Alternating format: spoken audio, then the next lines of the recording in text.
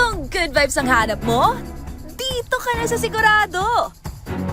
Mula sa mga istoryang nagbibigay ng inspirasyon hanggang sa mga kwentong may dalang solusyon. Mga balitang pampagaan ng pakiramdam at pampaganda ng araw. Hindi lang basta good news, kundi the better news. Mula Lunes hanggang Biyernes, 1:00 ng tanghali sa DZRH TV.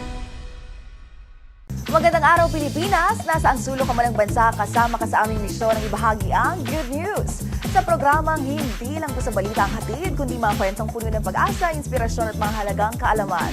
Live sa DZRH TV Facebook, YouTube at DZRH News website. Ako po si Angelica Cosme at ito ang The Better News. Una sa Pilipinas, una sa Pilipino. Sa ating The Better News ngayong araw, cashless payments sa MRT3 nagsimula na. Mas murang kuryente sa 2029 posible dahil sa renewable energy ayon sa market operator. EDSA Redesign Challenge, alok ng local transport advocate groups kapalit ng 100,000 pesos. Kauna-unahang libreng sakay sa Mindanao, inilunsad sa Davao.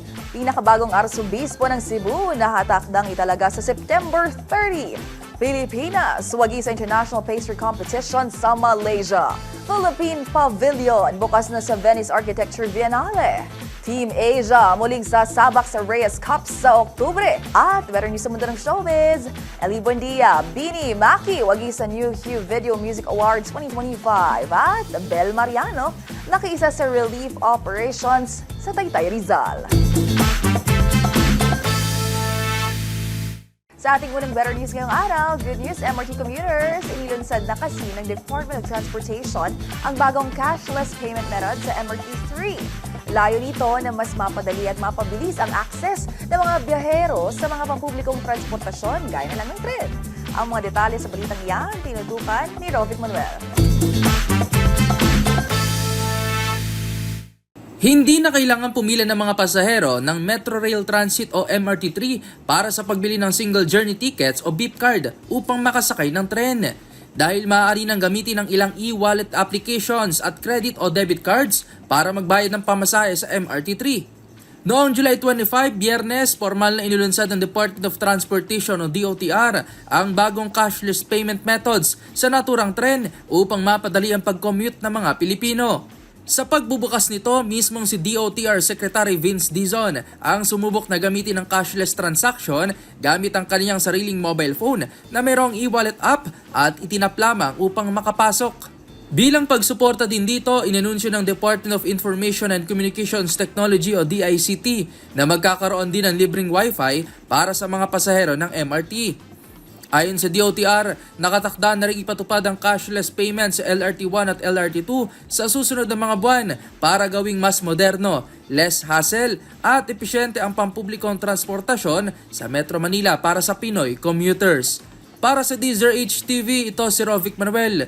Una sa Pilipinas, una sa Pilipino. Posible naman pong lumiit ang singil sa kuryente pagdating ng taong 2029. Yan ay ayon sa pagdaya ng isang market operator kung saan inaasahang bababa ng hanggang 24% ang presyo dahil sa pagpasok ng mas maraming renewable energy sa Pilipinas. Narito ang report ni Lily Borja. Maaaring bumaba ng hanggang 24% ang average spot power prices sa Pilipinas pagdating ng taong 2029 dahil sa lumalaking paggamit ng renewable energy. Ayon yan sa Independent Electricity Market Operator of the Philippines o IEMOP. Bumaba sa 4.14 pesos per kilowatt hour ang spot power price sa unang kalahati ng 2025. Ito na ang pinakamababang naitala mula nang magpandemya.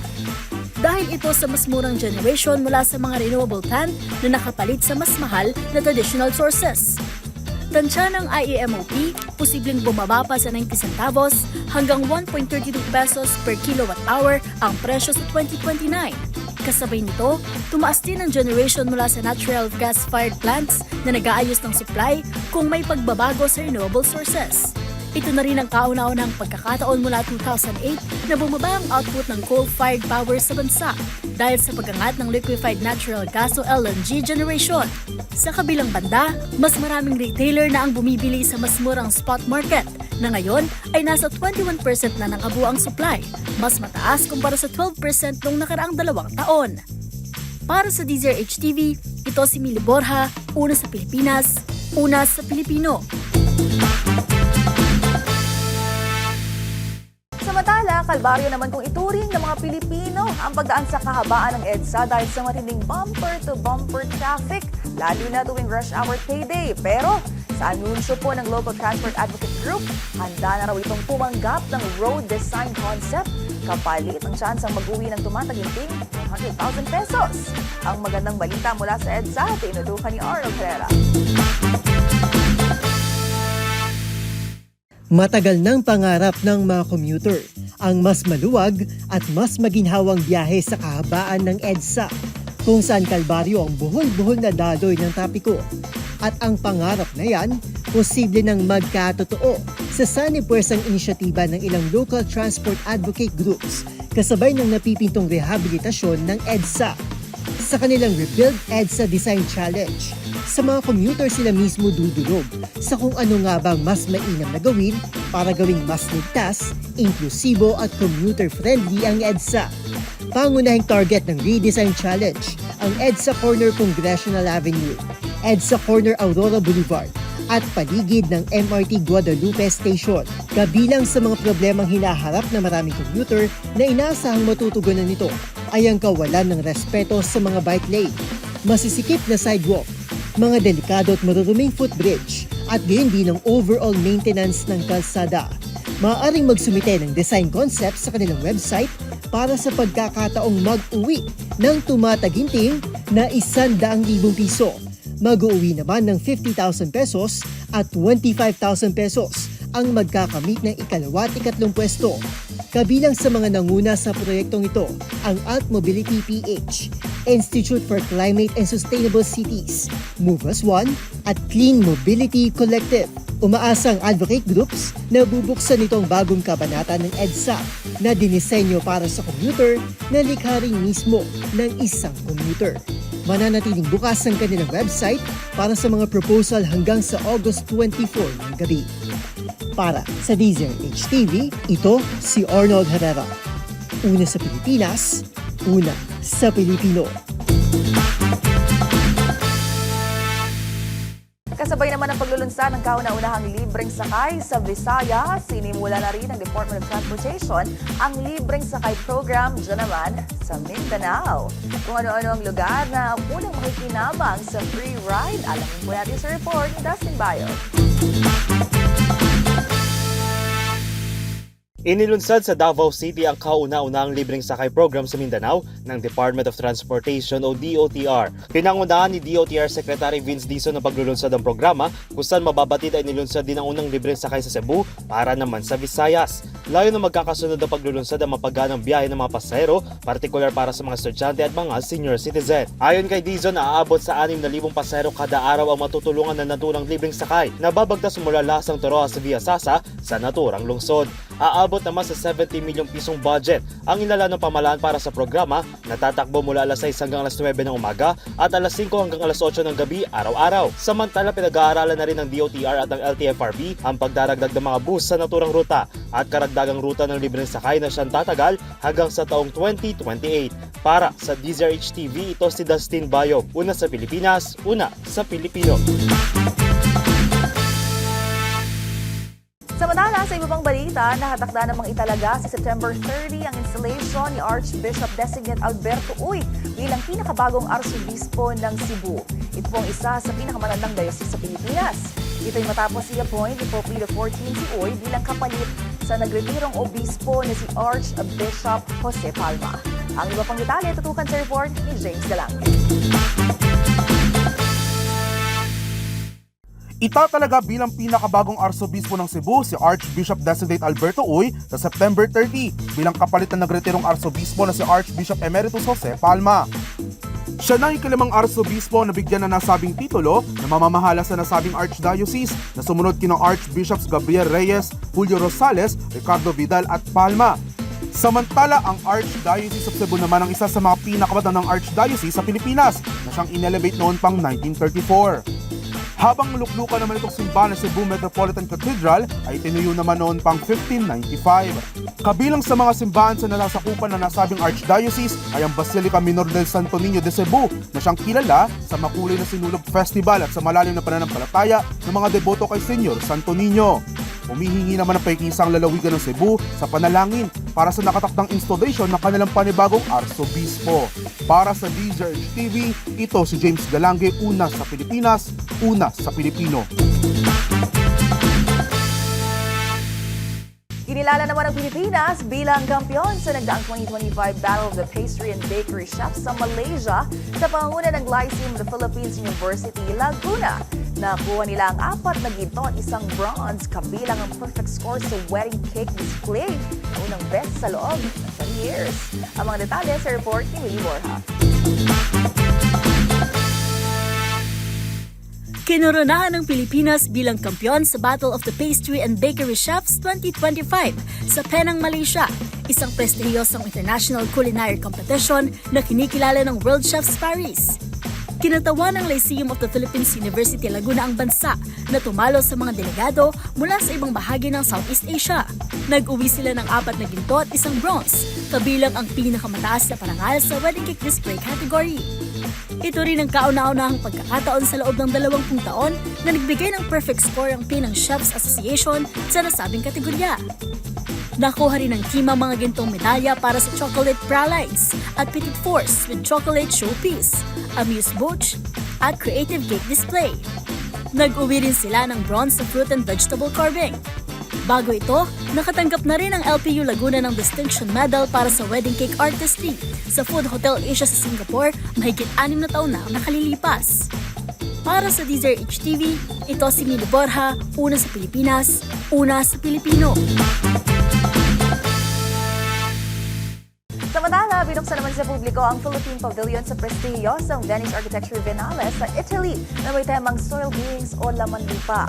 Tampok dito ang terrarium na gawa sa higit 1,000 soil tiles mula sa buong Pilipinas na layunin ipakita ang lupa bilang isang living entity. Para sa detalye, narito si Rose Viera. Binuksan na sa publiko ang Philippine Pavilion sa 19th International Architecture Exhibition na La Biennale de Venecia sa Italy na may temang soil beings o lamang lupa. Pinangunahan ito ng curator na si Renan Laruan at itinapok ang gawa ng German-Filipino artist na si Christian Tenefrancia Ili. Layunin ng exhibition na baguhin ang pananaw sa arkitektura mula sa pagtingin sa lupa bilang material lamang patungo sa pagkilala dito bilang buhay na nilalang. Samantala, itinampok din dito ang terrarium, isang installation na gawa naman sa halos 1,000 soil tiles na nagagaling sa iba't ibang lugar sa Pilipinas. Para sa DZRH TV, ito si Rose Babiera. Una sa Pilipinas, una sa Pilipino. The better news naman tayo sa mundo ng palakasan. Matinding sagupaan ang dapat asahan sa Reyes Cup 2025 na gaganapin sa Oktubre, kung saan tatangkaing depensahan ng Team Asia ang kanilang kampyonato kontra sa pinag-isang puwersa ng Europe at Amerika. Pagdating sa Balitang Sports, ihatid yan ni Borja.